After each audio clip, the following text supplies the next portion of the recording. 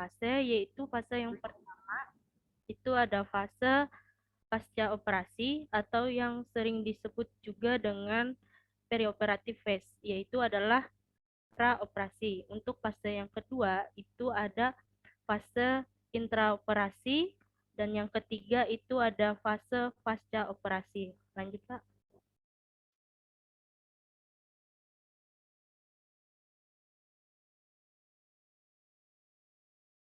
Next. Nah, kita lihat di sini di fase praoperasi itu adalah merupakan izin tertulis yang akan ditandatangani oleh klien, di mana kita sebagai seorang perawat terlebih dahulu kita memberikan informed consent kepada pasien tentang tindakan yang akan kita lakukan. Apakah pasien itu setuju atau tidak dengan tindakan yang akan kita lakukan kepada pasien. Di sini kita juga harus menjelaskan ya, itu dampak atau efek samping dari tindakan yang kita lakukan, yaitu kepada pasien, keluarga pasien, supaya tidak ada terjadinya kesalahpahaman dan pasien dan keluarga juga bisa tahu tindakan yang kita lakukan ini berbahaya atau tidak. Lalu setelah kita menjelaskan kepada pasien tentang tindakan yang akan kita lakukan, kita minta persetujuan dari pasien, yaitu dengan melakukan izin tertulis, yaitu kita minta tanda tangan dari pasien dan keluarga bahwa mereka sudah menyetujui tindakan yang akan kita lakukan. Serta di mana pada fase operasi ini juga untuk menjaga nama baik dari rumah sakit itu tersendiri. Makanya kita lakukan izin tertulis. Nah, pada fase ini juga kita juga harus mengutamakan, yaitu adalah persiapan psikologis dan fisik dari si pasien itu tersendiri. Lanjut, Kak.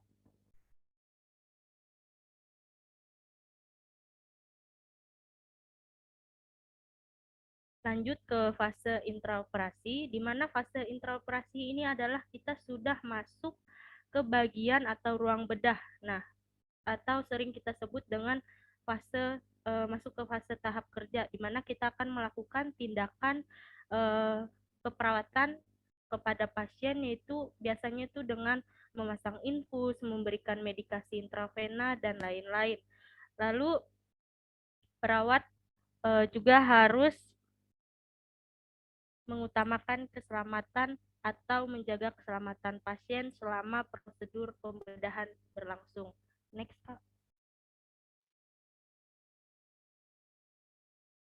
Lalu lanjut ke fase postoperatif, ini adalah fase yang paling akhir, di mana fase ini kita memindahkan pasien ke ruangan pemulihan, sudah melakukan tindakan fase kerja, perawat diarahkan untuk menstabilkan kondisi pasien pada keadaan equilibrium, di mana equilibrium ini adalah keadaan interaksi yang terjadi antara komponen-komponen yang ada di dalam aktivitas hidup manusia, apakah berjalan harmonis dan berimbang.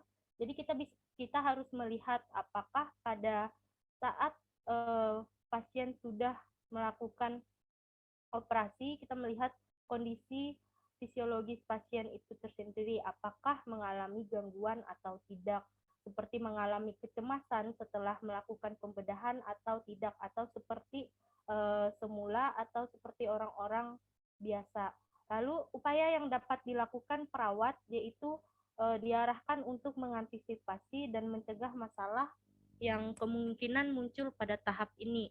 Lalu pengkajian dan penanganan yang cepat dan akurat itu sangat dibutuhkan untuk mencegah komplikasi dan memperlama perawatan di rumah sakit atau membahayakan diri pasien. Lalu memperhatikan hal ini, asuhan keperawatan postoperatif sama pentingnya dengan prosedur pembedahan itu sendiri. Next, Kak. Sekarang dilanjutkan oleh teman saya. Baik, pada perioperatif keperawatan perioperatif fase keperawatan perioperatif itu dimulai ketika keputusan untuk menjalani operasi dibuat dan berakhir ketika klien dipindahkan ke meja operasi.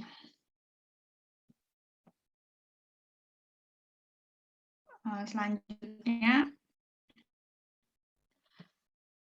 pengkajian keperawatan perioperatif itu ada keluhan utama, merupakan alasan yang menyebabkan seseorang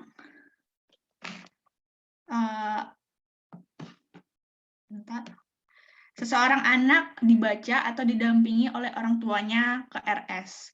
Informasi durasi, onset, progresivitas, dan berat ringannya keluhan utama, serta keluhan dan gejala yang menyertainya. Terus juga riwayat penyakit sekarang dan masa lalu, termasuk riwayat operasi sebelumnya. Yang ketiga, kondisi lain seperti terdapat dyspnea atau riwayat cyanosis, edema, pendarahan yang sulit berhenti, dan riwayat alergi harus dinyatakan, terus riwayat persalinan dan family tree. Terus juga yang perlu diperhatikan dalam pengkajiannya itu adalah status asupan nutrisi, imunisasi, dan ada status perkembangan. Terus ada juga obat yang diberikan atau pernah tidaknya pasien ini mengonsumsi zat lain, zat obat-obatan lain yang terkandung dalam obat-obatan. Terus juga adakah riwayat operasi sebelumnya. Terus pemahaman tentang prosedur pembedahan dan anestesi, apakah pasien mengetahui tentang hal ini harus dijelaskan. Terus ini pada dewasa perlu ada pengkajiannya, apakah ada riwayat merokok, smoking, terus alkohol, dan kondisi yang lainnya.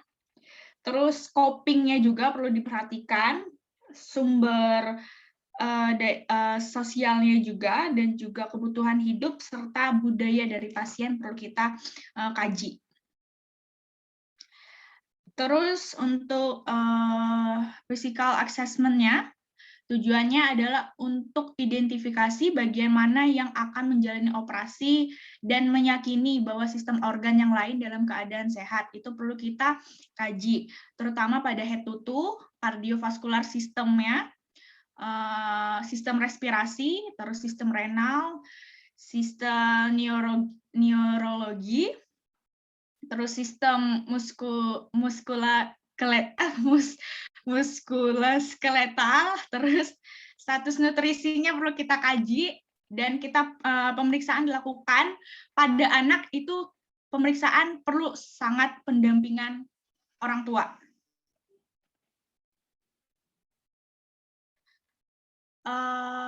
Terus persiapan perioperatif itu ada persiapan fisik yang terdiri dari status kesehatan fisik secara umum, tadi sudah dijelaskan, nutrisi, keseimbangan cairan, dan juga elektrolit, kebersihan lambung dan kolon, pencukuran daerah operasi, personal hygiene,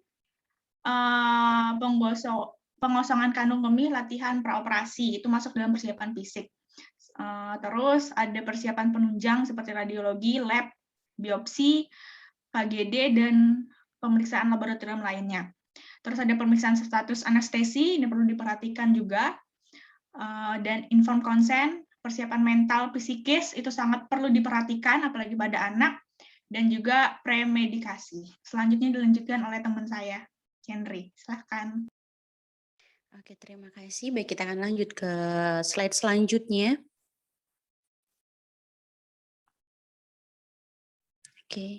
Oke. Setelah itu ada pendekatan pada pasien anak sesuai usia perkembangan. Oke. Neonatal infant yaitu bayi dan toddler tidak memerlukan penjelasan tentang penyakit dan prosedur. Nah, lalu penuhi kebutuhan dasarnya berupa kasih sayang, ASI, kehangatan, suara yang tenang, minimalkan dan menurunkan stres atau kecemasan pada ibu, yaitu memvalidasi kecemasan dan juga memberikan dukungan secara emosional, expressive feeling, supportive listening, kolaborasi dengan psikolog dan psikiater. Jika kondisi memungkinkan, gunakan humor.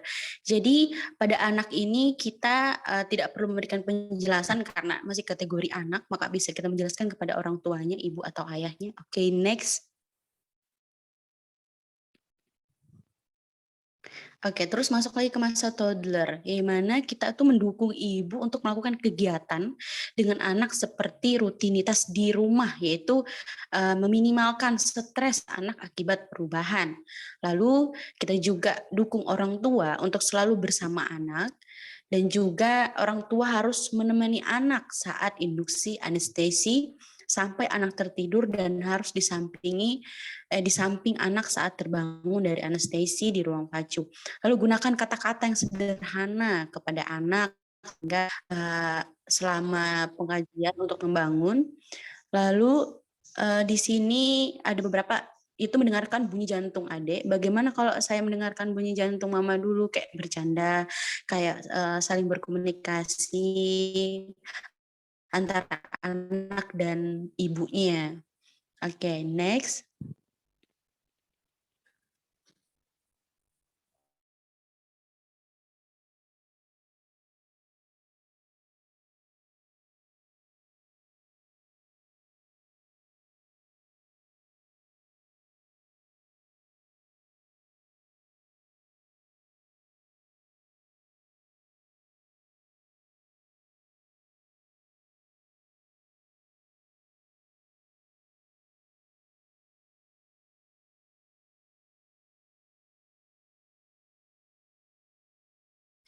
Oke, mohon maaf teman-teman dan Ibu karena ada terkendala jaringan sedikit. Oke, kita masuk lagi ke dalam masa prasekolah di mana memiliki kemampuan bicara yang baik itu juga penting untuk menggunakan kata-kata yang dipahami anak. Jangan menggunakan bahasa yang nggak dikenali oleh anak.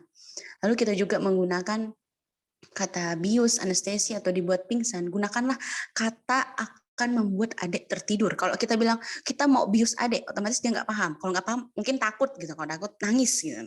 Jadi harus kita menggunakan bahasa yang memang artinya sama, cuman beda gitu bahasa. Jadi dia nggak bakalan takut. Lalu jelaskan pada anak kenapa sakit dan harus masuk rumah sakit gitu. Dalam kurung di sini kami menyimpulkan bukan karena nakal atau membuat kesalahan atau sebagai hukuman bagi dia. Jadi jangan menganggap dia ini sakit karena nakal kah? Enggak, itu sama menakut nantinya. Oke.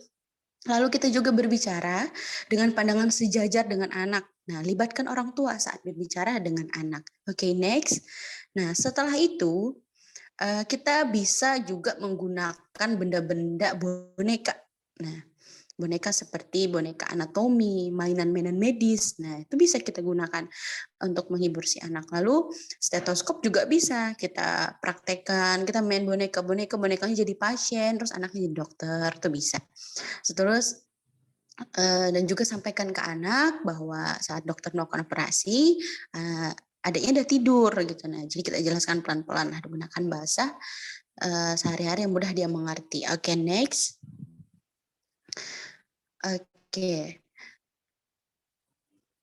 Kita masuk lagi ke dalam, ini ada beberapa poin penting dari kesimpulan lah setidaknya. Oke, di sini ada keperawatan perioperatif. Oke, keperawatan perioperatif, wah susah sekali ternyata disebut. Itu ada mempunyai beberapa fase, yaitu 3 fase. Nah, ada preoperasi, intraoperasi, dan pasca operasi. Oke, pre-operasi itu ada persiapan dan juga free medikasi. Nah, terus intraoperasi juga mempunyai 3 fase, fase sit-in, fase time-out, dan fase psych-out. Terus ada pasca operasi, yaitu observasi pemulihan. Nah, dari pre-operasi tersebut juga ada faktor internalnya, mungkin usia, jenis kelamin, dan juga pengetahuan, masa kerja, dan juga sikap. Nah, dari faktor internal ini juga perlu kepatuhan pelaksanaan prosedur sesuai COP. Oke, nah lalu ada faktor internal eksternalnya lagi, yaitu karakteristik kelompok dan juga lingkungan kerja serta beban kerja. Oke, nah dari penjelasan ini itu sudah sedikit lah kita ambil kesimpulannya dari gambaran tersebut. Oke, next, mungkin ini detik-detik terakhir. Kita akan tampilkan video, Pak. Oh iya, terima kasih. Saya serahkan kepada teman saya. Iya, baik. Terima kasih Kak Cendri. Baik, kami akan menampilkan videonya dalam bahasa Inggris, tapi mungkin dari gambar, mungkin kalian bisa melihat gambaran bagaimana sih dari perioperatif keperawatan ini. Jadi ini adalah suatu bentuk layanan di rumah sakit untuk menunjang jalannya proses anak dari sebelum operasi, operasi, dan sampai akhirnya operasi. Dan juga selain anak, juga orang tua. Jadi ini kita lihat gambaran dari perioperatif.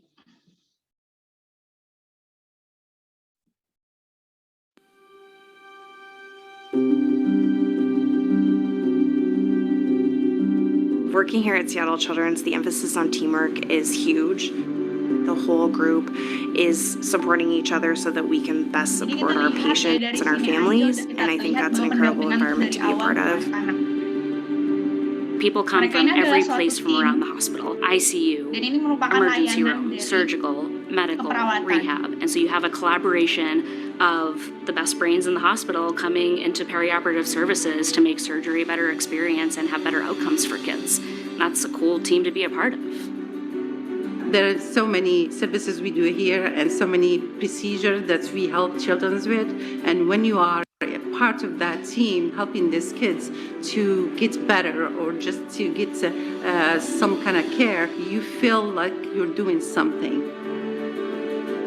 It's a good thing when you see patients who we've taken care of after they wake up and their post-operative surgeries is complete, and you see the patients and the families, you see the families happy. So it's very satisfying to see that. Seattle Children's has done a very good job at getting the best of the best. For me, coming from maybe private practice to even different teaching institutions, Seattle Children's definitely has top of the line equipment that's always available. It's a very fast-paced environment. Anything can change within like seconds. So it's a lot of being able to adapt.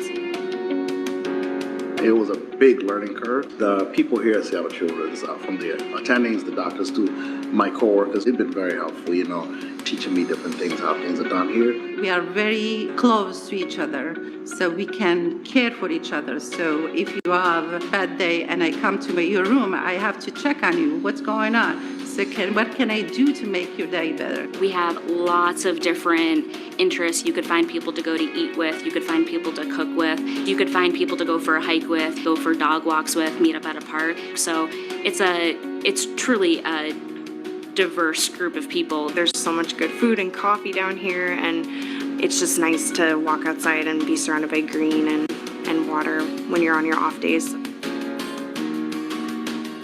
I would say this probably isn't like the favorite area for children and their families to be, but if we can be a calming presence for them while they're here, that's great.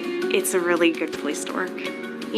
Their parents are giving their whole trust to you, and I want to do what's best for them. I've seen kids come in before surgery and they're not really in the best of shape. 2-3 weeks later, you see them on the floor and they're smiling and they're walking around and their parents are right there with them and, helping them out, and they're all smiles. It's very rewarding when you see stuff like that happen.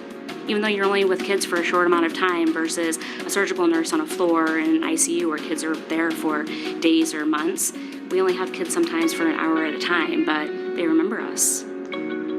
There's no other place better for me to work in than Children's Hospital. That's why I have been here for over 19 years, and I'm here still doing what I love to do. I'm proud to work here.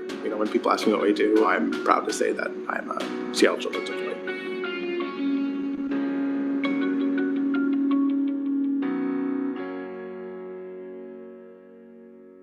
Oke, tadi adalah gambaran video bagaimana layanan dari perioperatif care,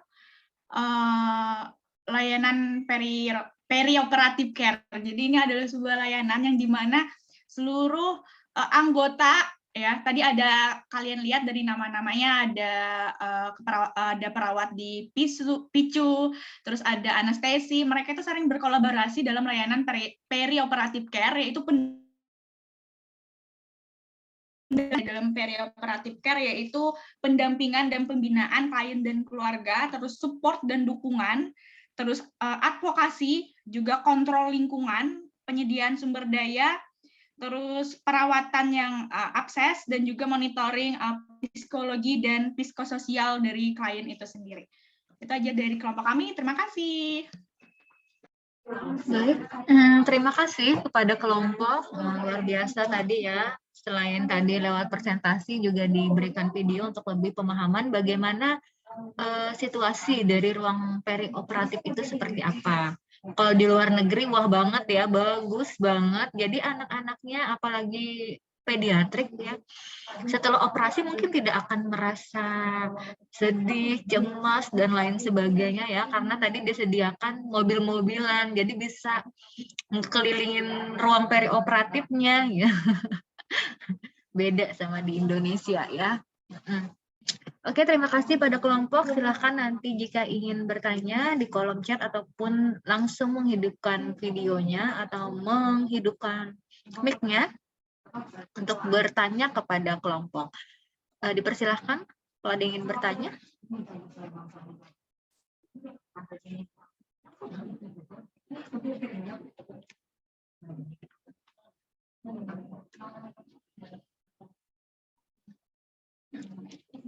Ada yang ingin bertanya?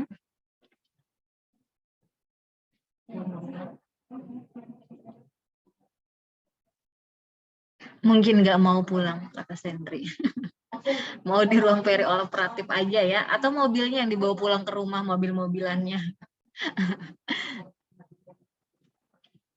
Kalau di luar negeri mah bagus ya. Jadi saya juga mau sharing pengalaman. Jadi kalau yang di ruang perioperatif itu ternyata rumah sakit swasta dan rumah sakit pemerintah itu berbeda tindakan caringnya. Jadi saya sudah pernah merasakan itu, kan saya pernah bilang saya SC 3 kali ya. Jadi saya pernah SC di rumah sakit yang pemerintah dan rumah sakit yang swasta. Sangat-sangat berbeda tindakan caringnya. Apalagi tak yang kemarin pakai BPJS ya. Itu beda banget. Jadi kalau sudah selesai operasi, kalau yang kita swasta bayar mahal gitu ya, oh dilayani banget gitu ya, ditungguin, terus itu ditungguin sampai sadar, kemudian diobservasi bagaimana TTV-nya dan lain sebagainya, itu caringnya luar biasa. Tapi kalau rumah sakit pemerintah dengan yang BPJS, ya udah habis operasi saya ditaruh di ujung gitu ya, menggigil kedinginan, nggak diapa-apain, nggak dikasih selimut, terus itu perawatnya hilang, kan kita keluarga kan nunggu di luar, kita sendirian di ruang perioperatif gitu, dengan kondisi yang sangat kedinginan gitu ya, habis dari ruangan yang dingin sekali, terus dipindahkan ke ruang recovery, itu sendirian, kedinginan, dan nggak ada satupun perawat di situ. Saya menggigil kurang lebih setengah jam, baru ada perawatnya. Itu pun karena memang ada pasien lagi yang mau masuk gitu, giliran selanjutnya. Jadi kata saya, oh ternyata berbeda ya caringnya antara yang swasta dan pemerintah. Seperti itu, ada yang mau bertanya?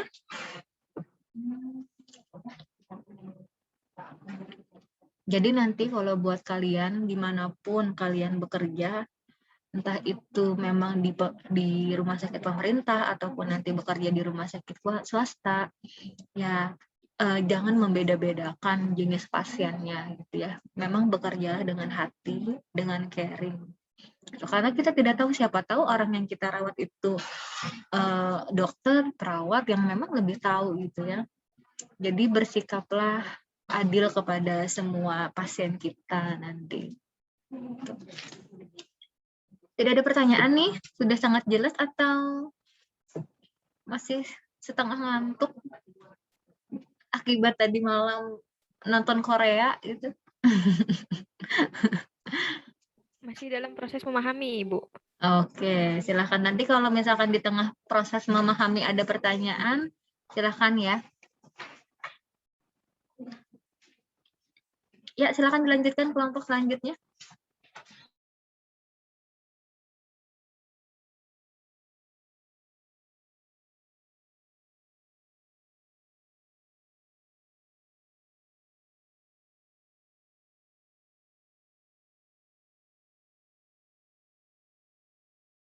Baik, selamat pagi.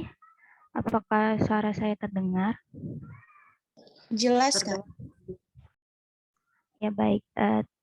Terima kasih, Bu, untuk waktunya. Sekarang kami dari kelompok 15 memiliki 3 materi. Yang materi pertama yang akan kami sampaikan adalah tentang pemberian kemoterapi. Untuk rekan saya, silakan dilanjutkan.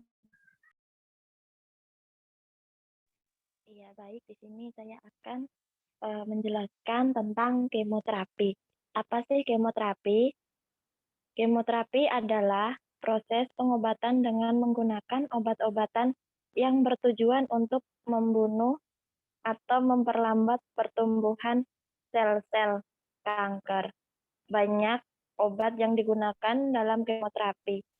Kemoterapi Sebentar, adalah kelompok boleh diperbesar di slideshow di pojok bawah kanan untuk slideshow.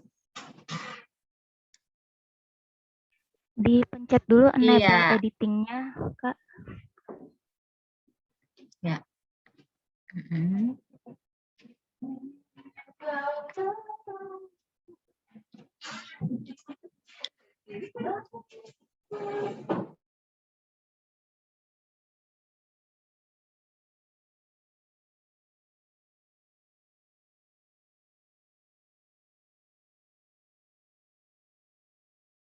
Jangan di close ya. Enable editing tuh diklik.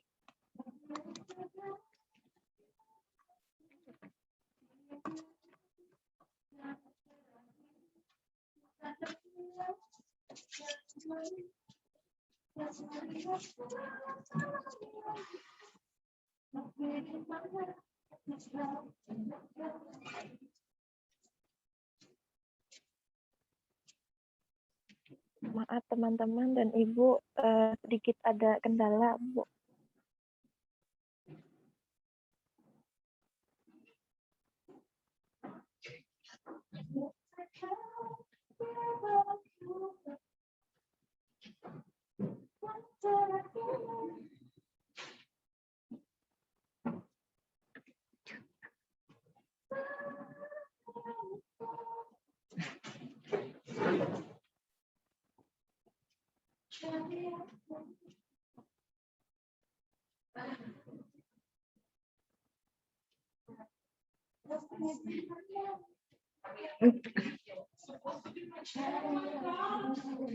Garing.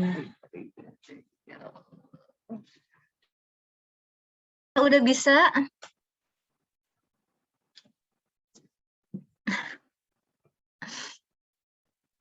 Ya udah kalau nggak bisa. Mohon Di maaf ini aja. sebentar, Bu. Bisa. Maaf Ibu, laptopnya.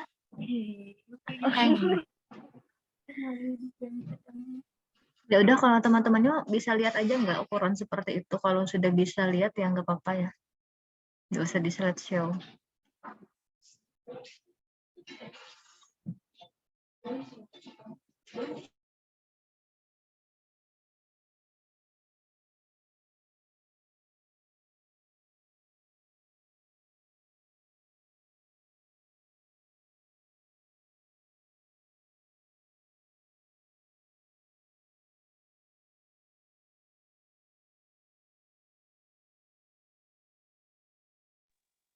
Baik, maaf Ibu dan teman-teman, tadi ada terkendala oleh jaringan.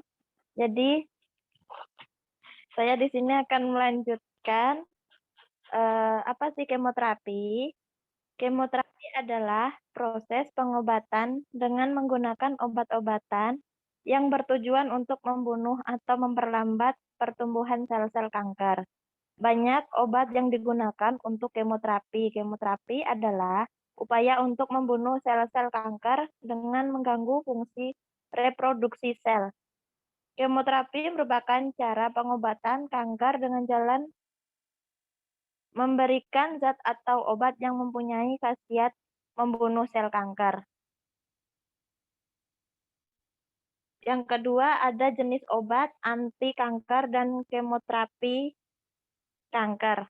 Yang pertama ada golongan alkilator, yang kedua ada golongan antimetabolit, yang ketiga ada golongan produk alamiah, yang keempat ada golongan hormon dan antagonis.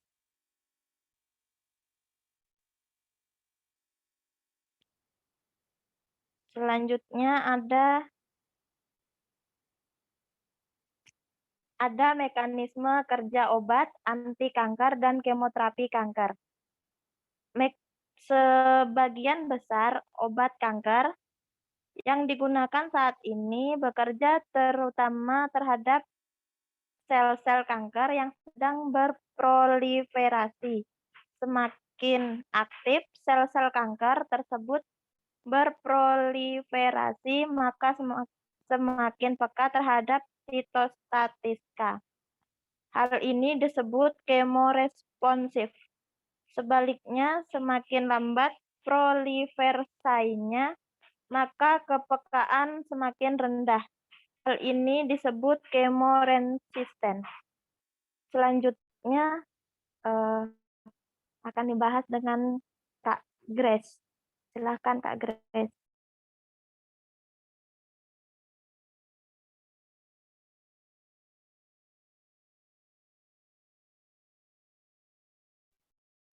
Baik, selanjutnya saya akan menjelaskan mengenai persiapan dan syarat seseorang untuk bisa melakukan kemoterapi. Untuk persiapannya sendiri, sebelum pengobatan dilakukan, biasanya pasien akan diperiksa, dan pemeriksaan yang dilakukan biasanya meliputi darah tepi, HB-nya diperiksa, leukosit, hitung jenis trombosit, lalu ada pemeriksaan fungsi hati, bilirubin, SGOT, SGPT, alkalin, dan fosfat. Lalu fungsi ginjalnya, ureum, kreatinin, audiogram, serta pemeriksaan EKG. Dan untuk syarat-syaratnya sendiri, yang pertama itu keadaan pasien cukup baik, lalu penderita mengerti tujuan dan efek samping yang akan terjadi, faal ginjal dan hati baik, diagnosa patologik, jenis kanker diketahui cukup sensitif terhadap kemoterapi, lalu riwayat pengobatan seperti radioterapi atau kemoterapi sebelumnya, pemeriksaan laboratorium HB lebih dari 10 gram, leukosit lebih dari 5.000 per milimeter kubik, trombosit lebih dari 150.000 milimeter kubik. Lalu untuk efek sampingnya sendiri, yang pertama, yang biasanya kita kenal untuk orang yang sudah melakukan kemoterapi, yang pasti ada kerontokan rambut, serta pasien juga akan merasa mual, muntah, lemas, gangguan pencernaan, kelemahan otot, syaraf, pendarahan, anemia, dan masih banyak lagi efek samping yang bisa dilihat di sini. Selanjutnya akan dilanjutkan oleh rekan saya. Baiklah, di sini kita dapat melihat diagnosa yang sering muncul. Pertama, nyeri berhubungan dengan kerusakan membran mukosa oral. Yang kedua, ketidakseimbangan nutrisi, kurang dari kebutuhan berhubungan dengan intake yang kurang. Dan yang ketiga, perubahan membran mukosa oral berhubungan dengan proses inflamasi. Selanjutnya, Kak.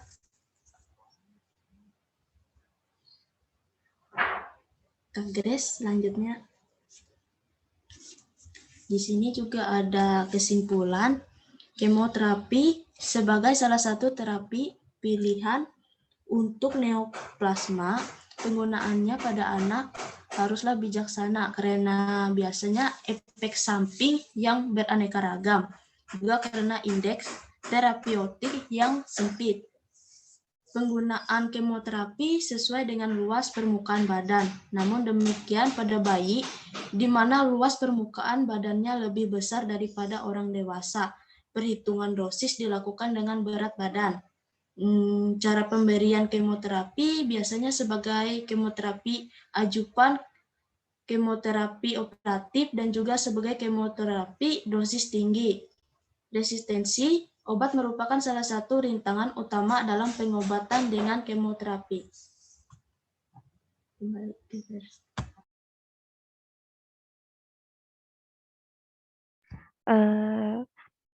Penjelasan PPT kami sudah selesai, tapi kami ada memiliki video yang ingin di-share, izin share Ibu, karena siapa tahu bisa membantu untuk memahami lebih lagi tentang kemoterapi.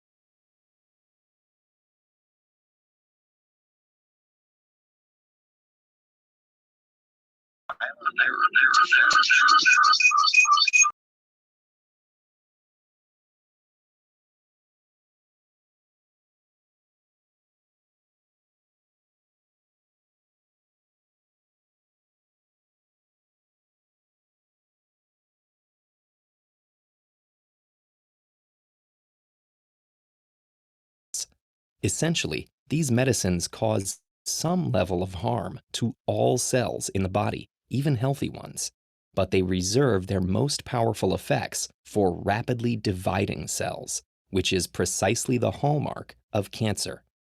Take, for example, those first chemotherapy drugs, which are still used today and are called alkylating agents.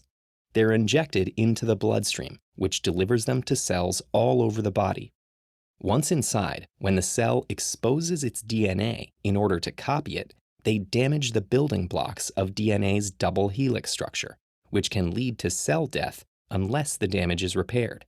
Because cancer cells multiply rapidly, they take in a high concentration of alkylating agents, and their DNA is frequently exposed and rarely repaired.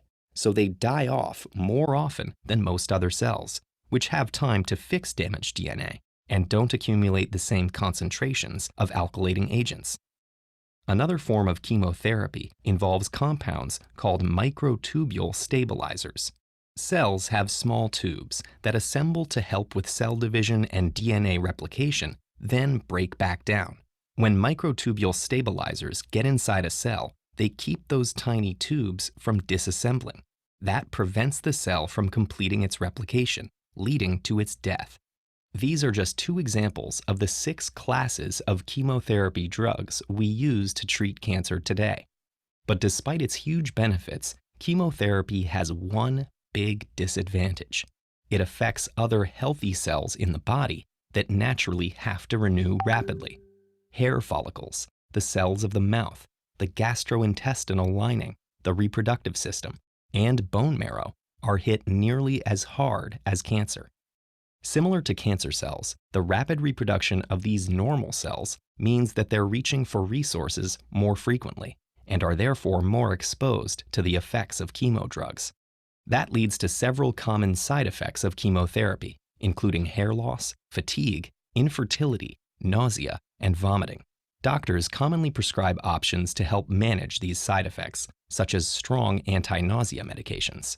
For hair loss, devices called cold caps can help lower the temperature around the head and constrict blood vessels, limiting the amount of chemotherapy drugs that reach hair follicles. And once a course of chemo treatment is over, the healthy tissues that have been badly affected by the drug will recover and begin to renew as usual. In 2018 alone, over 17 million people worldwide received a cancer diagnosis. But chemotherapy and other treatments have changed the outlook for so many. Just take the fact that up to 95% of individuals with testicular cancer survive it, thanks to advances in treatment. Even in people with acute myeloid leukemia and aggressive blood cancer, chemotherapy puts an estimated 60% of patients under 60 into remission following their first phase of treatment. Researchers are still developing more precise interventions that only target the intended cancer cells. That'll help improve survival rates while leaving healthy tissues with reduced harm, making one of the best tools we have in the fight against cancer even better. Have you ever wondered why after many years and extensive research, we still haven't cured cancer?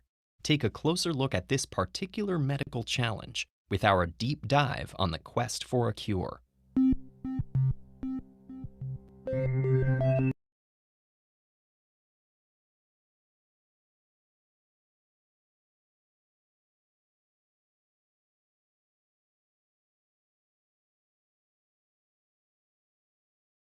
Ya, itu tadi video mengenai kemoterapi.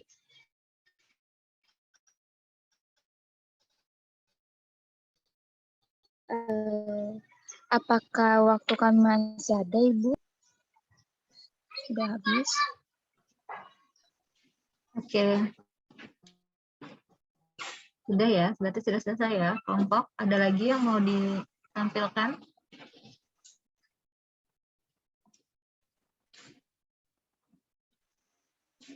Sudah cukup? Sudah, Ibu. Untuk yang kemoterapi sudah selesai, namun untuk materi kedua dan ketiga sudah kami share juga di grup, Bu. Ya, baik. Silakan pada teman-teman yang ingin bertanya, apakah ada yang ingin ditanyakan terkait kemoterapi?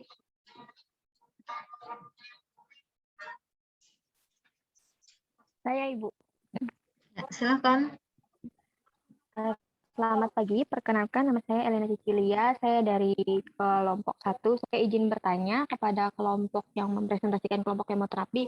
Kan kemoterapi itu tidak hanya membunuh sel-sel kanker, tapi juga membunuh sel-sel yang baik, sel-sel yang sehat di dalam tubuh, terutama kalau misalnya anak-anak ini kan lagi dalam masa pertumbuhan, lagi masa-masa perkembangan kognitif sama perkembangan otak. Saya ada baca beberapa jurnal yang katanya bilang, kalau kemoterapi ini sangat rentan terhadap perkembangan otak anak. Jadi dia itu bisa memperlambat fungsi kognitif anak, terus dia juga bisa menghambat pertumbuhan anak. Nah, dan itu bisa berlangsung selama bertahun-tahun. Apakah ada intervensi yang bisa dilakukan untuk mengurangi dampak dari kemoterapi tersebut? Terima kasih.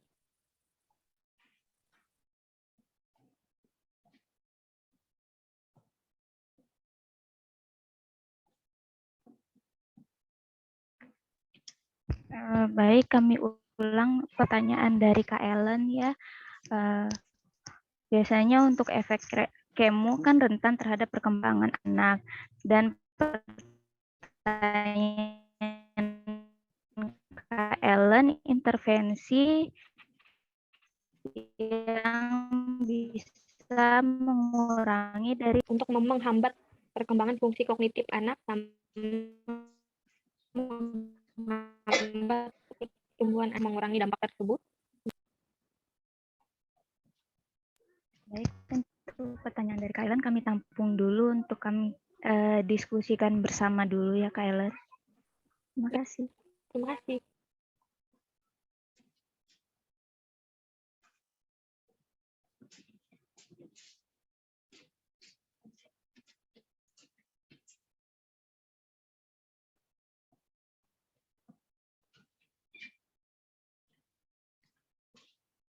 Ada lagi yang ingin bertanya?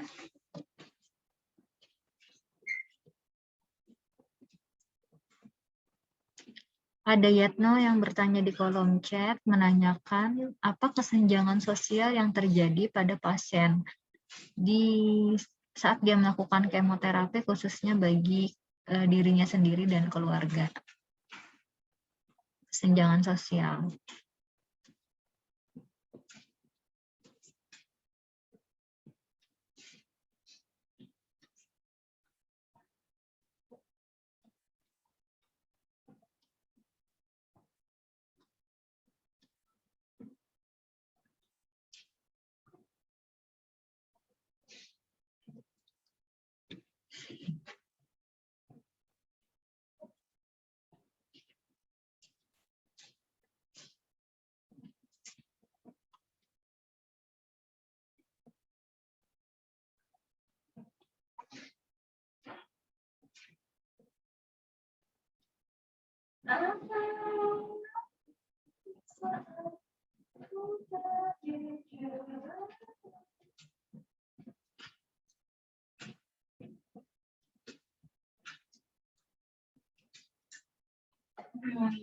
Mohon maaf, Ibu, bolehkah kami meminta waktu sebentar untuk mencari jawaban teman-teman? Boleh, silahkan. Terima kasih, Ibu. Oke, sambil mencari dan menemukan jawabannya, mungkin saya di sini akan juga menambahkan tadi materi yang diberikan oleh kelompok ya.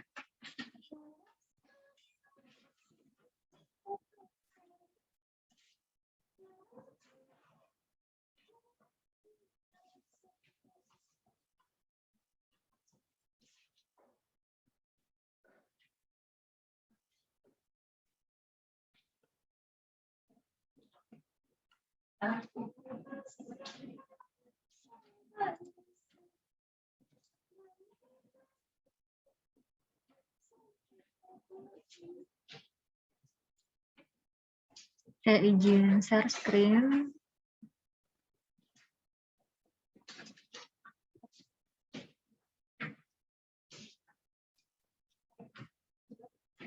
Kelihatan ya? Terlihat, Ibu.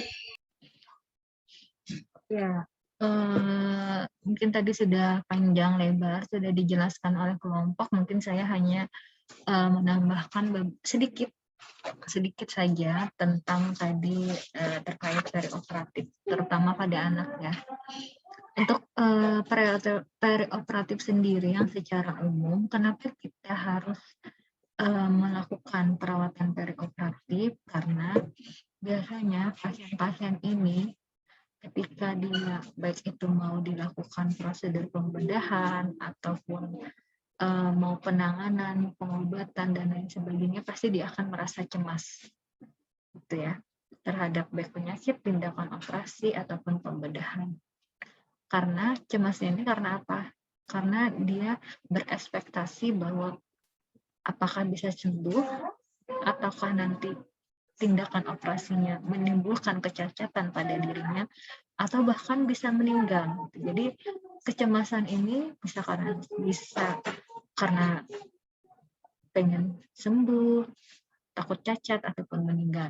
Sehingga di sini peran perawat yang sangat penting dalam tindakan pembedahan itu adalah saat pre-op, intra-op dan post-op. Ya.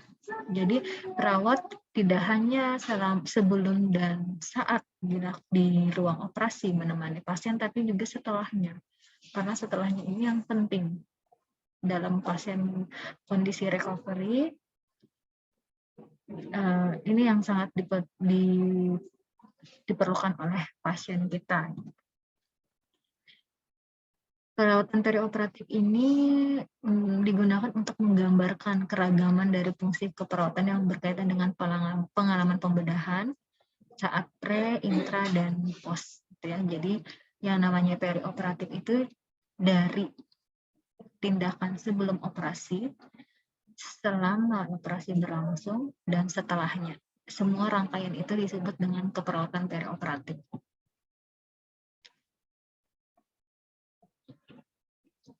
Fase pre itu dimulai ketika ada keputusan untuk dilakukan intervensi bedah sampai pasien dikirim ke meja operasi. Itu merupakan tindakan preoperasi. Maka, apa yang dilakukan perawat? Melakukan pengkajian dasar, kemudian wawancara, dan menyiapkan pasien untuk dilakukan anestesi.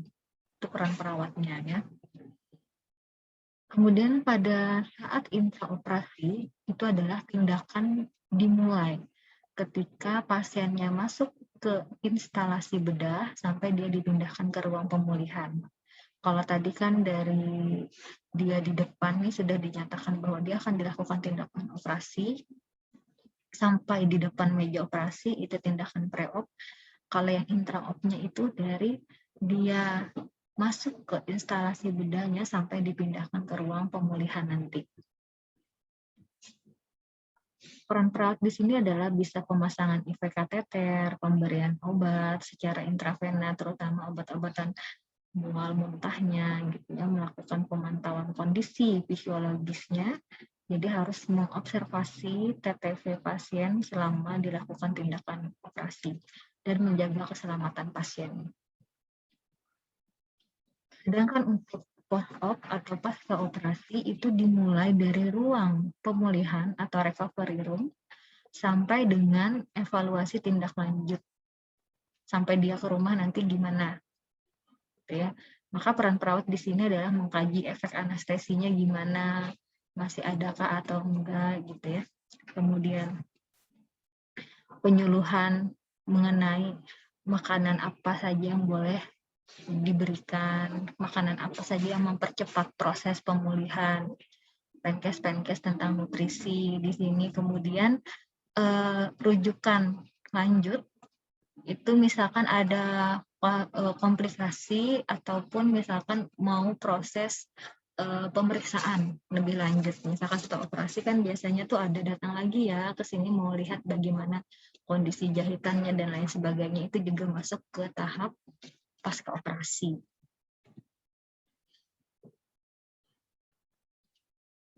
Untuk pembedahan sendiri indikasinya karena untuk tindakan kuratif, preparatif, rekonstruktif, dan paliatif.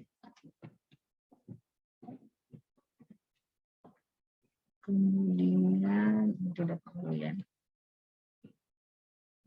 Tadi sudah dijelaskan juga oleh kelompok bahwa yang paling penting di sini adalah informed consent. Karena ini kita adalah anak pediatrik, maka informed consent-nya ini sesuai dengan golongan usia. Kalau tadi dibilang dari kelompok untuk bayi dan anak, mungkin dia tidak mengerti ketika kita menjelaskan informed consent ini kepada mereka, sehingga yang menandatangani informed consent ini adalah orang tuanya atau wali yang mendampingi dari si bayi atau si anak. Kemudian kita mempersiapkan mental dan psikis baik dari si anak sendiri maupun dari keluarganya. Gitu. Seperti yang di video tadi kan ya, anaknya mau dilakukan tindakan operasi, tidak hanya kita menguatkan si anaknya, tapi juga orang tuanya, perawatnya juga harus memberikan motivasi, semangat kepada keluarganya.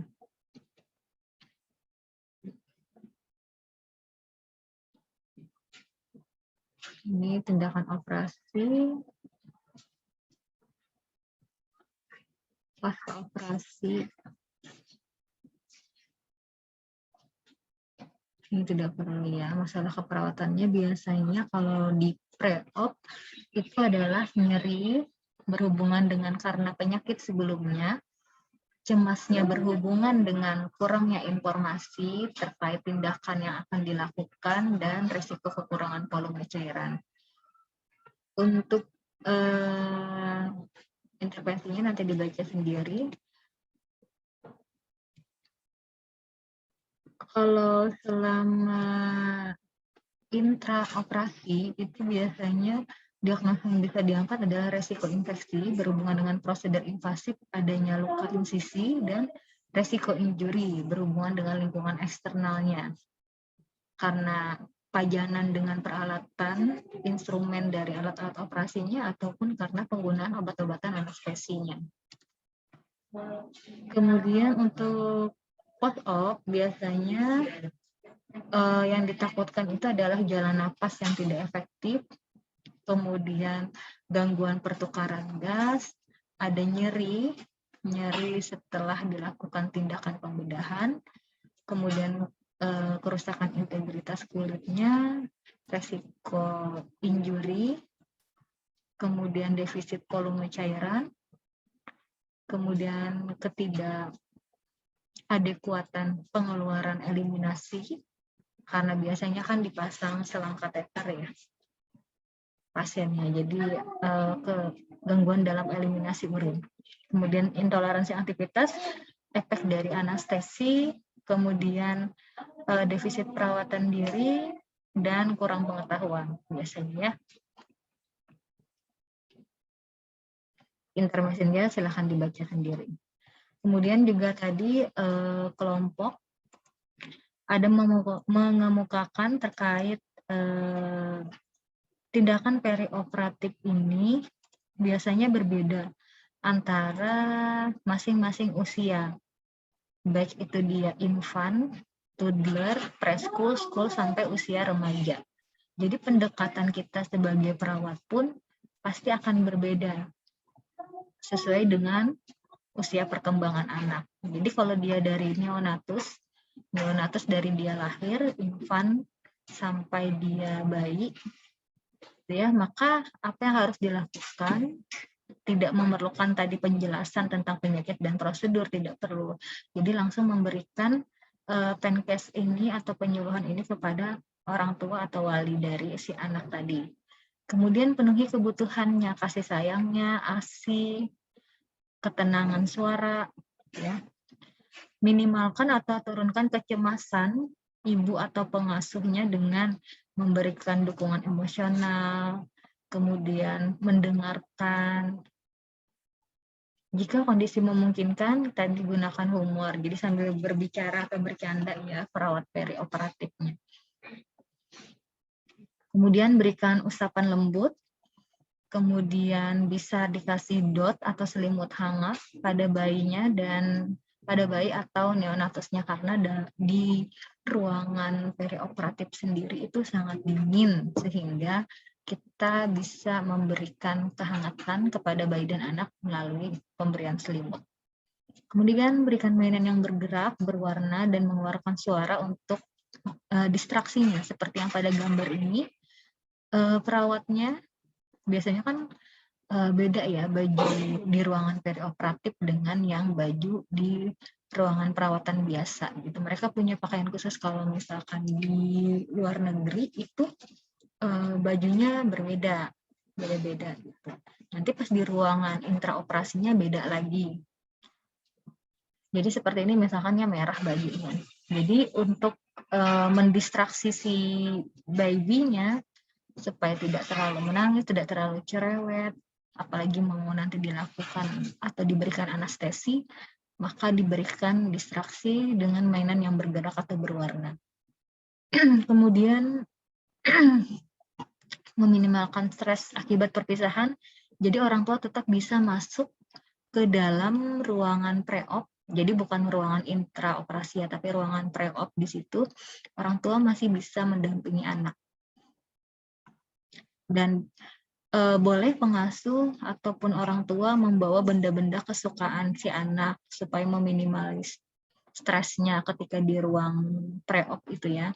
Bisa selimut kesayangan, bantal kesayangan gitu ya, dipegang-pegang dulu gitu ya, supaya anaknya tidak stres.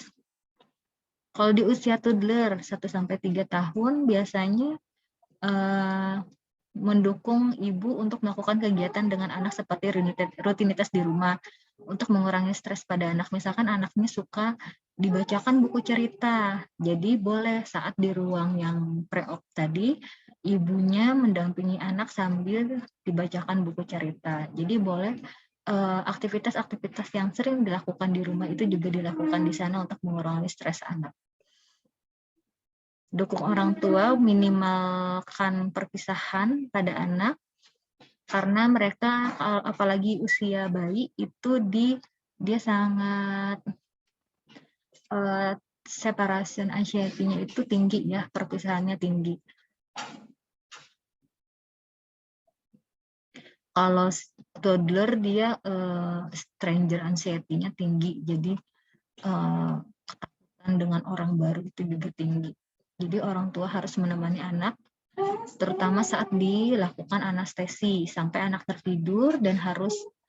Nah, jadi orang tua tuh harus sigap atau siap gitu ya. Jadi saat anak mau dilakukan induksi atau diberi anestesi, itu menemani anaknya, kemudian sampai anaknya tertidur, dielus-elus, kemudian nanti pas sudah anaknya tertidur dibawa ke ruang intraoperasi, pas saat sudah post operasi mau ke ruang recovery, itu orang tua harus siap sudah ada. Jadi saat anak terbangun, orang tua sudah ada di samping anak. Biasanya perawat-perawat ruang PICU itu membolehkan di situ. Gunakan kata-kata yang sederhana dan izinkan anak untuk memegang atau menggunakan alat-alat selama pengkajian tadi seperti yang sudah dijelaskan oleh kelompok juga untuk membangun kepercayaan dan kooperatif dari anak. Jadi kalau tadi mau mendengarkan detak jantung anak, mau melakukan pemeriksaan TTV-nya, bisa tuh jadi ibunya dulu ceritanya baru ke anaknya.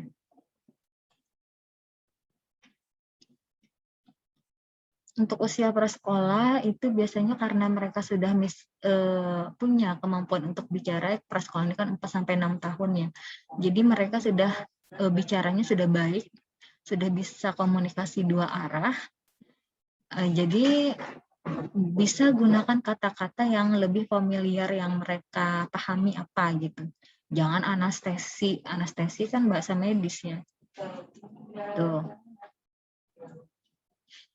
Gunakan misalkan kata-kata nanti adik tertidur setelah dikasih obat. Ya. Jadi gunakan kata-kata yang mudah dipahami anak. Jadi kan ini kan usia atau tahapan perkembangan anak ini kan mereka menganggap kalau nakal itu karena mereka itu sakit karena adanya hukuman dari Tuhan akibat mereka nakal. Itu yang mereka karena pikirannya masih abstrak ya. Jadi mereka kalau di pikiran tahap perkembangannya itu mereka berpikir bahwa setiap hal yang terjadi, kesusahan yang terjadi pada mereka itu akibat dari kesalahan mereka sendiri, hukuman dari Tuhan gitu. Nah, jadi kita bisa menjelaskan kepada anak kalau mereka masuk rumah sakit itu bukan karena nakal atau bukan karena hukuman, tapi memang masuk rumah sakit itu memang karena sakit anaknya gitu. Berbicara dengan pandangan sejajar dengan anak dan libatkan orang tua saat berbicara pada anak. Jadi jangan mereka misalkan di tempat tidur, kalian berdiri. Kalau misalkan dia duduk, nah ikut duduk. Jadi pandangannya juga harus sejajar supaya anak tadi merasa lebih percaya kepada perawat dan lebih kooperatif.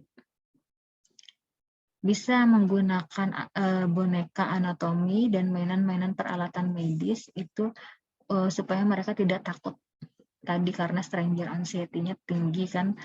Jadi bisa menggunakan yang stetoskop yang memang khusus untuk anak-anak.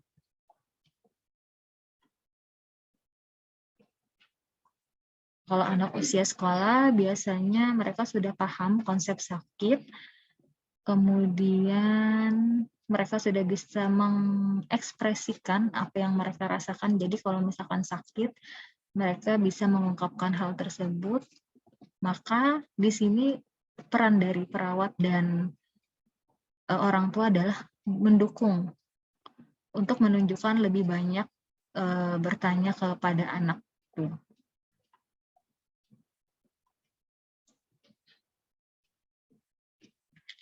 Alat-alat yang bisa kita gunakan tadi selain alat-alat kesehatan yang ramah terhadap anak, kita juga bisa menggunakan gambar atau video yang bisa membantu menjelaskan apa yang terjadi kepada anak sekarang ini, terutama ini usia sekolah kan mereka sudah lebih konkret ya pemikirannya.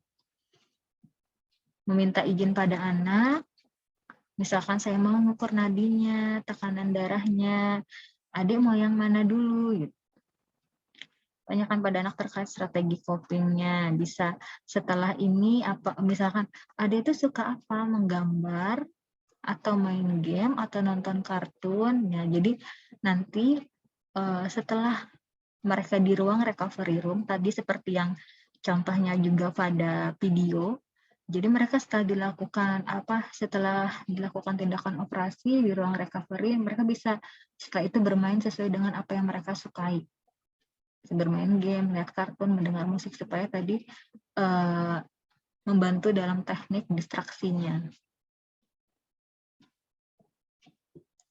Kalau remaja mereka sudah mandiri, maka peran perawat perioperatif di sini adalah berdiskusi, mendiskusikan kasusnya dan bagaimana anak mengambil keputusan karena mereka juga punya hak untuk mengambil keputusan sendiri. Menjaga privasi anak, kalau bisa karena mereka tahap remaja ini adalah suka berkumpul dan bersosialisasi, maka dukungan teman-teman sebaya juga sangat penting, gitu ya.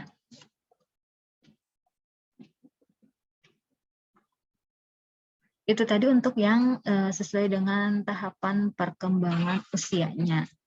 Jadi berbeda nanti ya tindakannya untuk yang perawat perioperatif baik pre, intra, dan pos pada anak-anak sesuai dengan tingkatan usianya. Kemudian juga saya akan menjelaskan sedikit terkait yang kemoterapi. Tadi juga kelompok sudah banyak menjelaskan terkait kemoterapi. Saya hanya menambahkan tentang asuhan keperawatannya karena tadi masih belum terlihat tentang asuhan keperawatan pasien kemoterapinya. Untuk kemoterapi sendiri digunakan untuk membunuh sel-sel kanker dengan obat-obatan anti kanker yang kita sebut dengan obat-obatan sitostatika.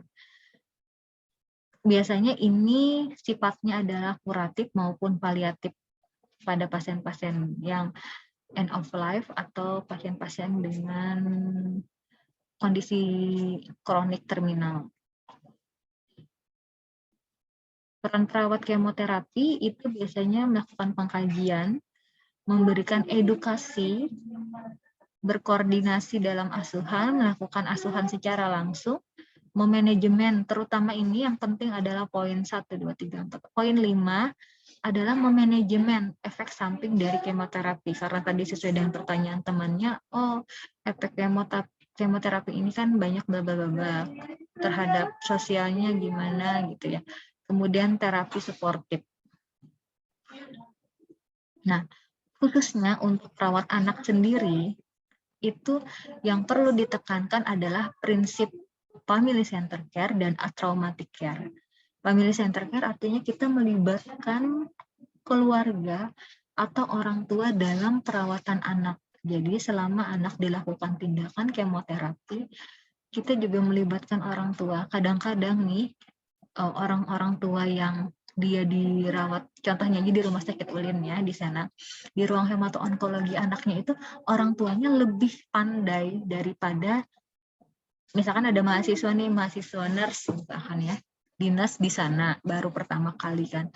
Orang-orang tua di sana lebih pintar daripada yang mahasiswa nurse karena di rumah sakit Ulin sendiri tipe pengobatannya itu saat anak dilakukan kemoterapi melibatkan orang tua. Jadi orang tua tuh tahu obat-obatan apa yang dimasukkan kepada anaknya, lewat jalur apa, dosisnya bagaimana, efek sampingnya kayak mana gitu ya. Jamnya kapan diberikan itu orang tua lebih paham dan lebih tahu. Karena itu rutinitas yang dilakukan ya, terutama kayak pasien-pasien dengan talasemi kan harus setiap bulan gitu ya.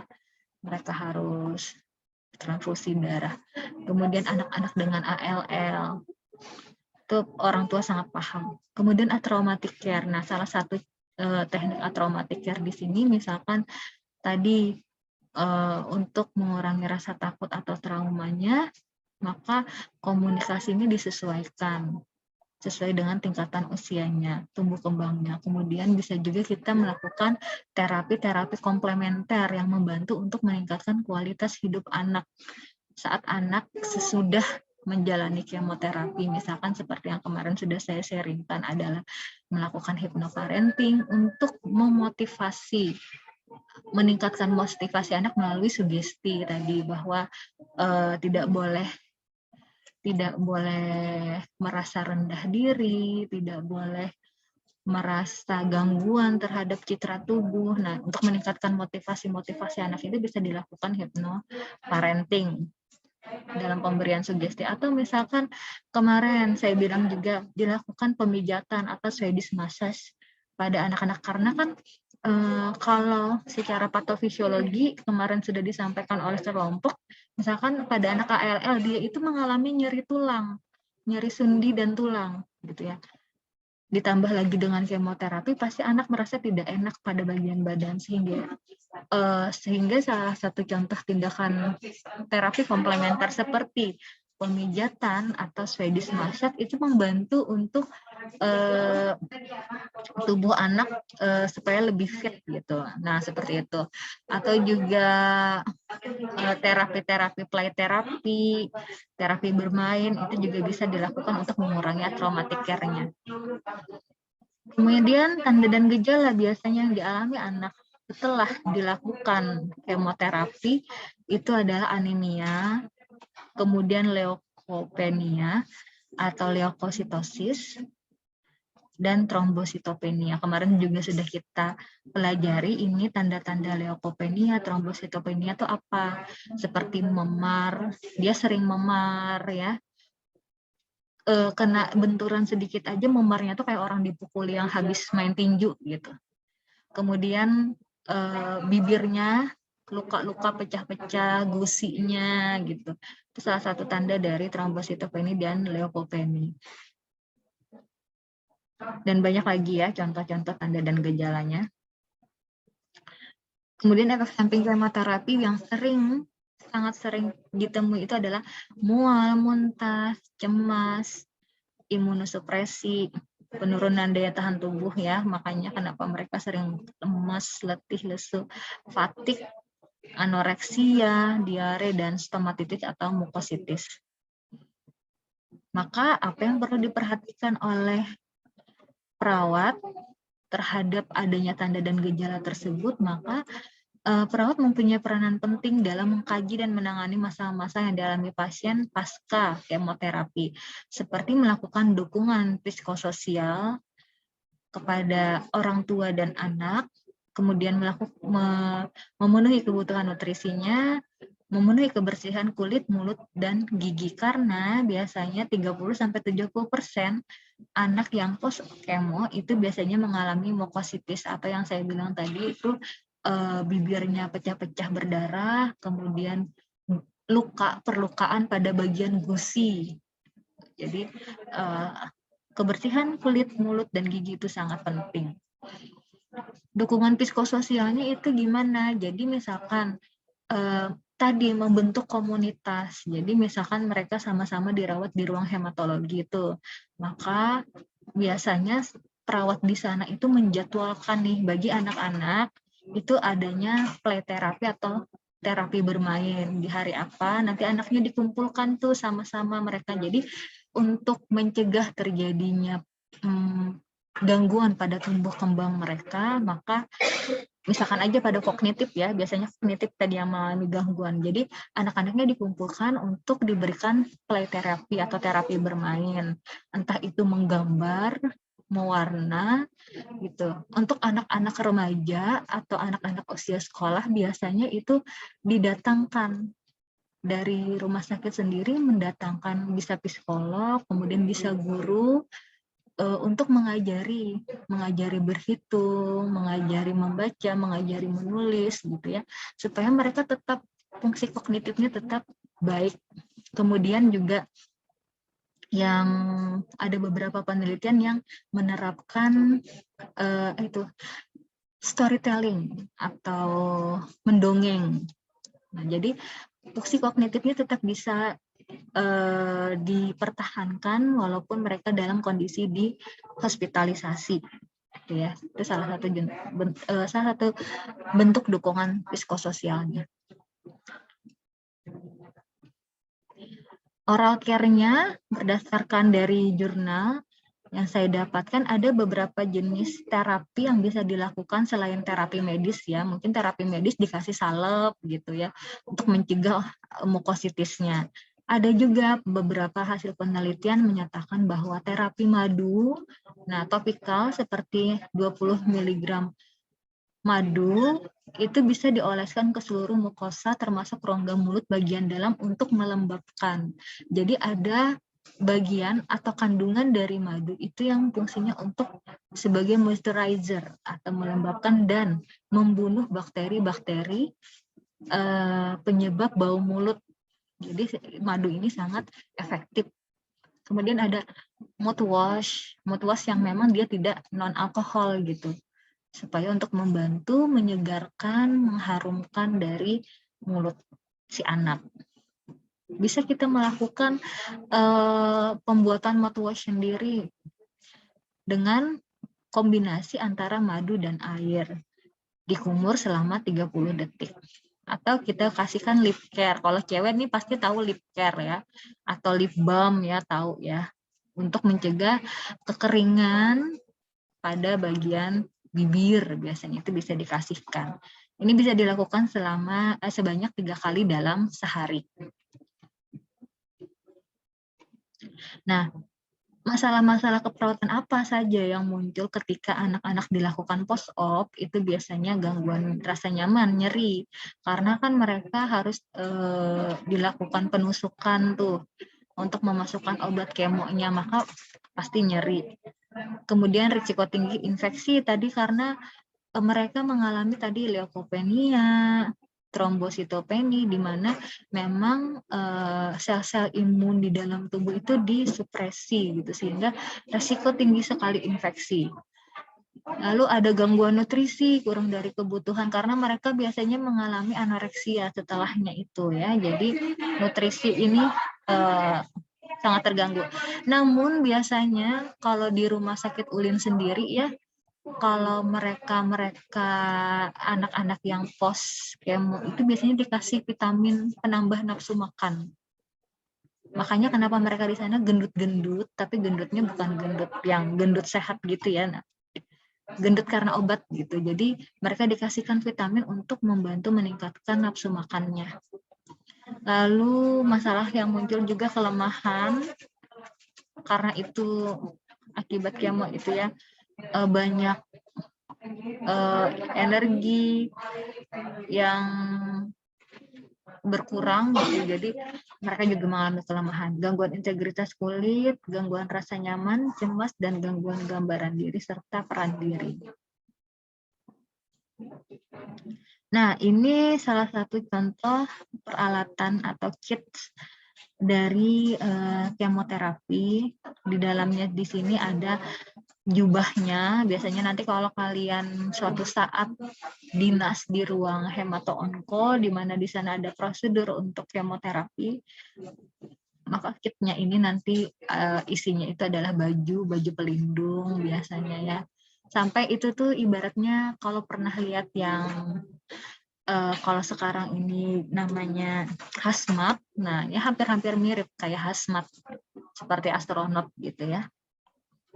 Spill kitnya seperti ini. Ada nurse cap-nya, ada jubahnya, ada sepatu boots-nya karena sangat berbahaya sekali ketika kandungan dari obat kemo itu mengenai kulit kita yang normal, yang sehat. Maksudnya bukan yang ada kanker di dalam tubuh kita, itu sangat bahaya ya efeknya. Ibu hamil, maksudnya radiasinya itu sangat berbahaya, apalagi obatnya itu masuk ke dalam tubuh yang kita kondisi sehat. Makanya kenapa perawat-perawat di sana memang seperti kayak astronot atau pakai sepatu boot, ya, tangannya harus tidak ada sama sekali celah yang kulit terbuka gitu, supaya menghindari tadi paparan antara obat kemonya ke dalam tubuh kita, perawatnya maksudnya. Nah, ini salah satu obat-obat kemoterapi fitostatiknya tadi. Jadi obatnya diberikan biasanya melewati infus. Nah, melalui kombinasi perbandingan berapa ininya berapa gitu. Itu dimasukkan ke dalam cairan infus, baru nanti dikasihkan ke anaknya. Dan mencampur obat-obatannya pun memang di ruangan khusus yang dia langsung ada seperti penyedot udaranya itu loh. Jadi bukan di sembarangan tempat yang seperti nurse station yang bisa terbuka, orang lain bisa lihat gitu ya, untuk mencampur obatnya.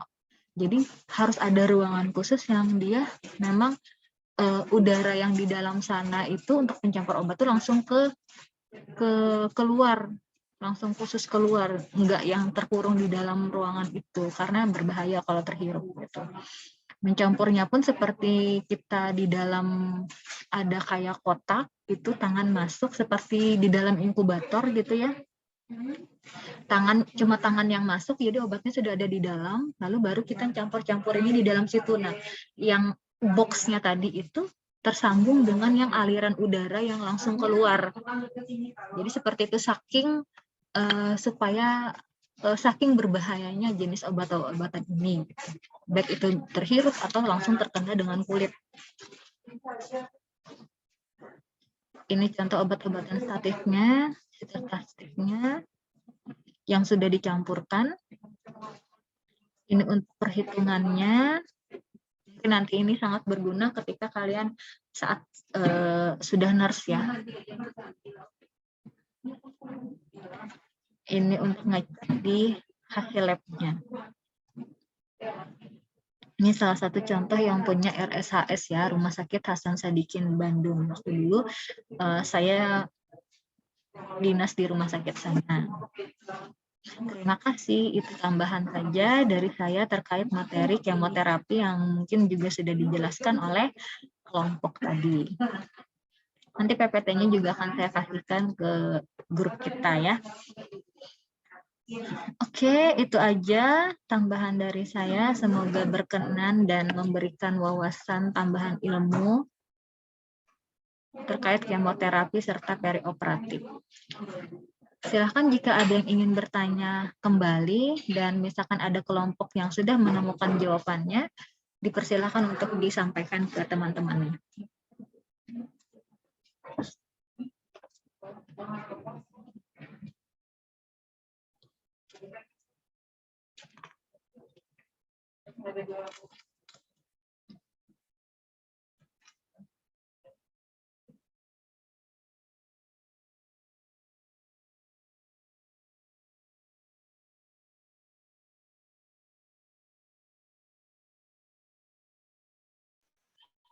Terkait dari pertanyaan dari Kak Yetno, apakah kesenjangan sosial yang terjadi pada pasien pada masa kemoterapi khususnya bagi pasien dan keluarga?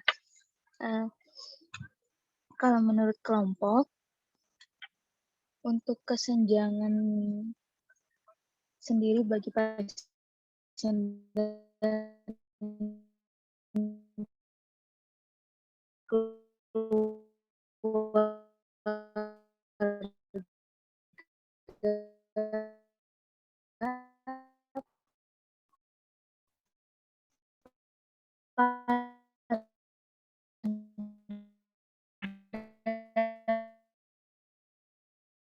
jangan pasien dan keluarga saat sebelum kemoterapi, seperti saat baru mengetahui bahwa pasien itu menderita kanker atau penyakit yang memerlukan kemoterapi sebagai penyembuhannya. Mungkin seperti itu dari kelompok, Bu. Untuk Kak Yetno, apakah bisa diterima jawabannya, Kak? Ya, terima kasih jawabannya.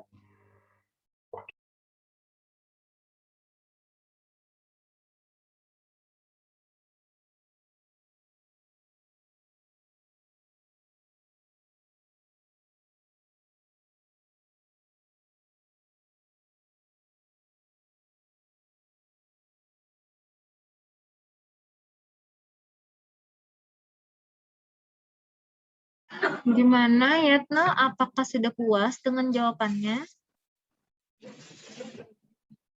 Sebenarnya sih agak Belum. sedikit. Enggak kedengaran ya? Putus-putus. Iya, Bu. Teman-temannya ada yang bisa membantu? Kira-kira?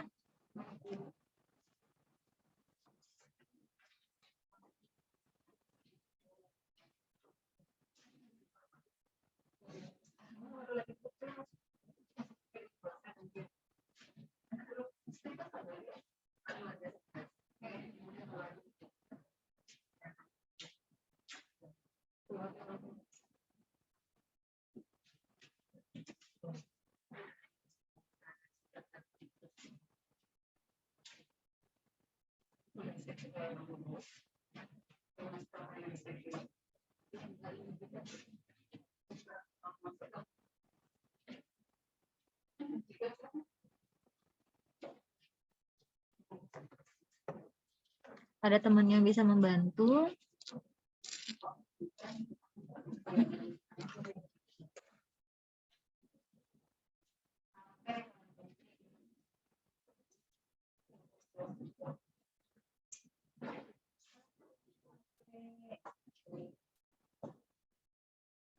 Untuk kesenjangan sosial ini biasanya itu misalkan nih kesenjangan sosial. Kalau kesenjangan sosial itu maksudnya dari segi materi kah, Yatno?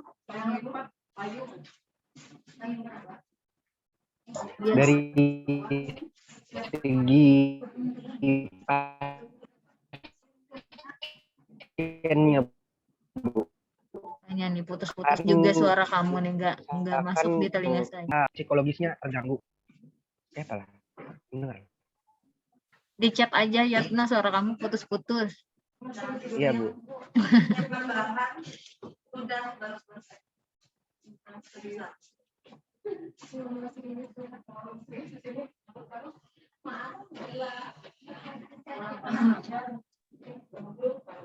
Maaf Ibu, berarti apakah kita menjawab pertanyaan dari KM?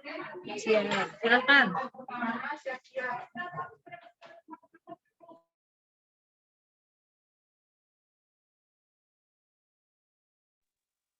Baik, di sini kelompok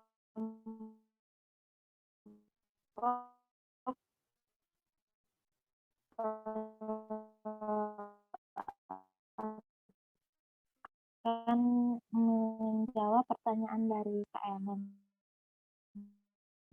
nanti.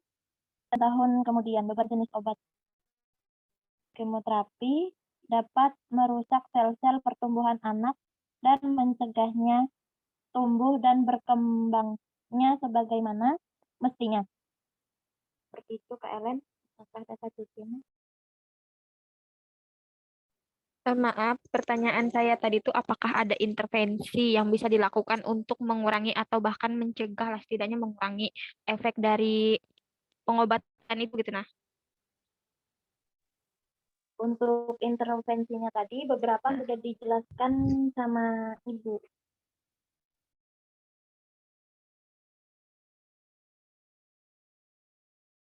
Iya, izin masuk.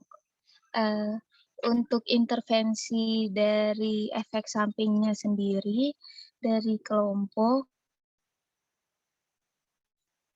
dan Ibu juga tadi sudah sempat memberitahu juga, menjelaskan untuk intervensi terkait efek sampingnya.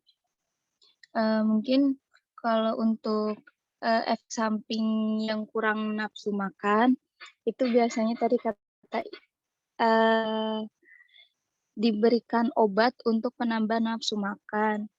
Dan untuk efek samping dari nyerinya itu bisa pasien mungkin bisa menceritakan keluh kesahnya kepada kerabat atau mungkin mengkonsultasikannya ke dokter. Lalu untuk efek samping terkait kulit, seperti yang dibilang Ibu tadi, mungkin bisa sehabis mandi menggunakan lotion kulit seperti itu. Lalu untuk yang efek samping terhadap mulut bisa menggunakan pencuci mulut atau mouthwash yang seperti dijelaskan Ibu juga tadi.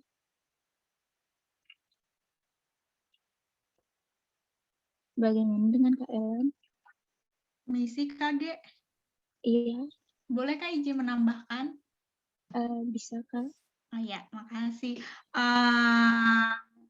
Kak Ellen tadi intervensi pada, tadi itu lebih ke otak lah tadi lah Kak Ellen.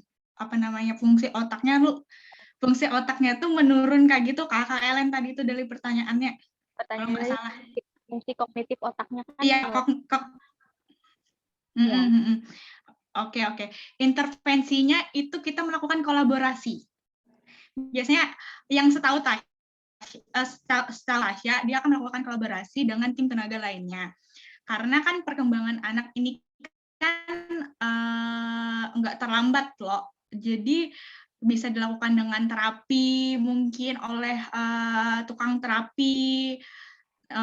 Pokoknya pada anak lah. Kalau misalkan dari kognitifnya, dari segi misalkan keterlambatannya kognitifnya dalam segi bicara, mungkin kolaborasi dengan terapi bicara. Terus misalkan untuk perkembangan otak dan segala macam mungkin ada terapi lainnya. Jadi intervensinya melakukan kolaborasi sih dengan tenaga kesehatan lainnya. Seperti itu Kak Ellen. Terima kasih.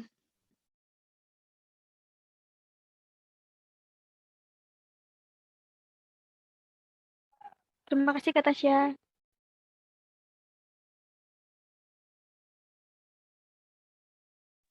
Oke, sudah ya. Bisa juga misalkan ditambahkan mengenai latihan atau latihan brain gym, biasanya bisa juga tuh untuk membantu meningkatkan fungsi kognitif anaknya. Kalau brain gym kan tidak perlu tenaga yang banyak dan bisa dilakukan di atas tempat tidur ya. Yang penting kita bisa mengikuti gerakan-gerakan. Itu juga bisa melatih untuk fungsi kognitif anak. Setelah dia post kemoterapi. Ini tadi Yatna ya, maksudnya pertanyaan saya itu Bu, kan pasien sedang kemo, sudah tentu ada efek samping pada kondisi sosial lingkungan, khususnya kan anak-anak tentu merasa minder, lalu bagaimana tanggapan dan solusi yang tepat atas stres terhadap anak.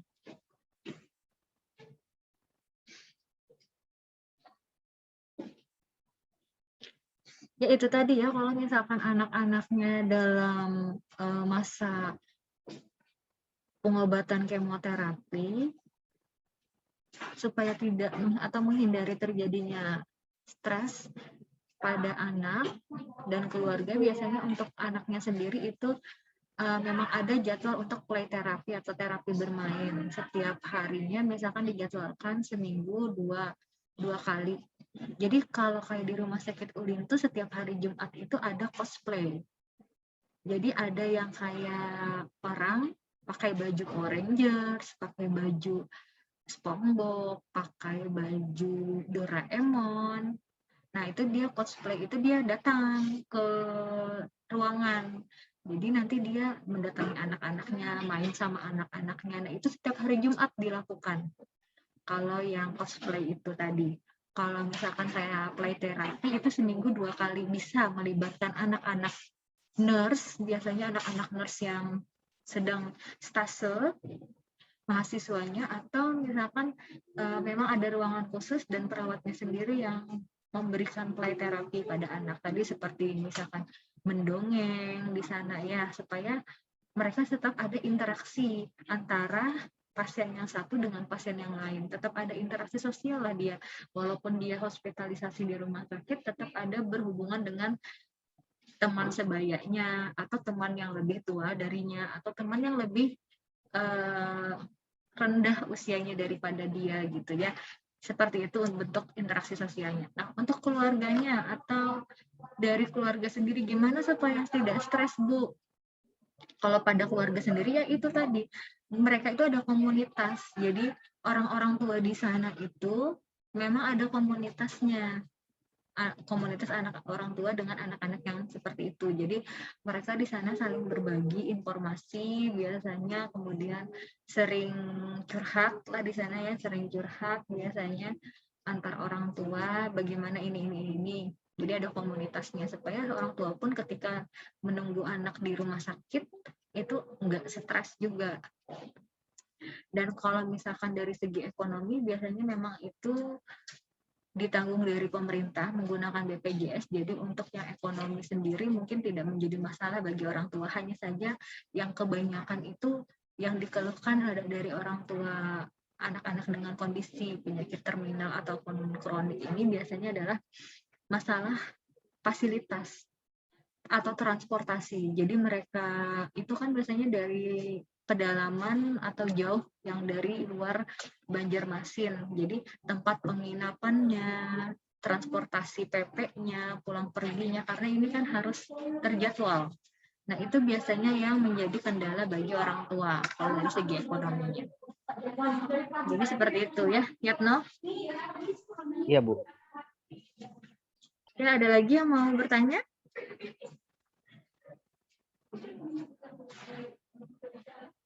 Sudah aman? Kelompok bagaimana? Semua pertanyaan sudah dijawab?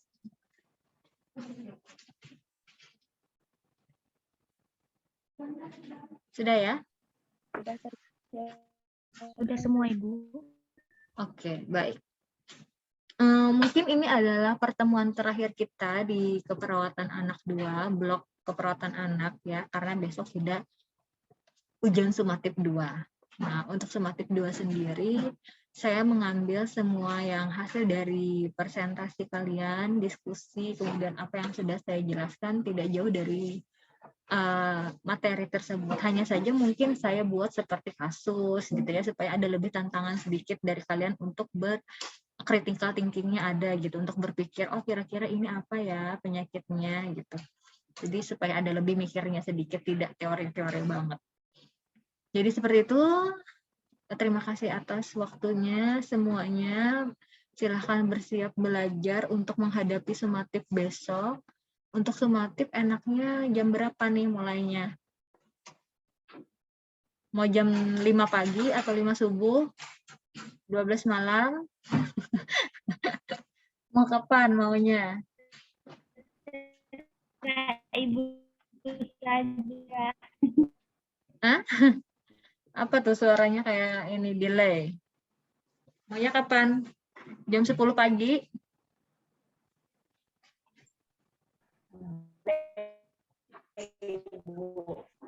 Pagi aja. Jam 4 subuh. 10 kayaknya bisa. Pagi, Bu. Pagi aja. Jam 10-an ya. Iya, Bu, pagi aja biar enak. Iya, Bu. Jam 10-an. Oke, jam 10-an. Jadi untuk ujian besok jam 10 pagi ya. Nah, saya mau ujiannya lain dari yang lain nih. Jadi besok saya kasihkan link, nanti link ujian. Kalian tetap wajib harus mengaktifkan Zoom-nya. Karena saya mau lihat yang mau ujian itu nggak sambil berbaring atau nggak sambil membuka bukunya. Jadi jam 10 harus standby di depan Zoom-nya sambil mengerjakan. Terserah mau bagaimana caranya ya. Jadi saya pokoknya mau melihat muka-muka kalian yang sedang mengerjakan soal-soal itu. Jadi jam 10 kita akan bertemu di link yang sama di jam 10 pagi ya. Selamat belajar. Semoga hasilnya dan nilainya baik-baik semua ya. Jangan ada yang remet ya. Semuanya tinggi-tinggi nilainya. Amin. Oke, baiklah. Kita tutup pertemuan kita pada pagi hari ini dengan doa yang akan dipimpin oleh Saudara Bayu. Lama nggak dengar suara Bayu ya. Baik, Bu. Iya. Sehat Bayu? Sehat saja, Bu. Masih di kampung atau sudah di Banjarmasin? Masih di kampung, Bu, untuk sekarang ini. Oh iya. Nggak apa-apa, jangan nangis, jangan nangis. Udah. Oke, Bayu silahkan pimpin doanya, doa penutup kita pada pagi hari ini. Baiklah, mari kita tutup pertemuan hari ini. Pagi ini saya pimpin dengan agama Islam. Bismillahirrahmanirrahim. Ya Allah, kami terima kasih telah menjaga dan kami pelajaran ini. Semoga pelajaran pagi ini dapat punya kemudian kami dapat ngobrol. Amin. Amin. Terima kasih semuanya. Jangan lupa untuk PJ screenshot sudah, Sisko. Yuk, siap-siap. Untuk slide 1, 2, 3. Terus untuk slide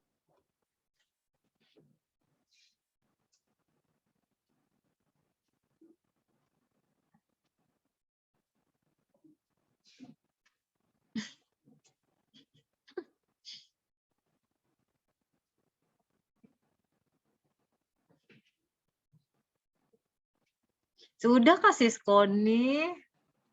Sudah Karin gigi Edo sudah. Bagus Karin nako. Sudah singkat. Terima kasih, Bu. Oke, sama-sama semuanya. Selamat belajar buat semotif besok ya. Terima kasih, Bu. Selamat pagi.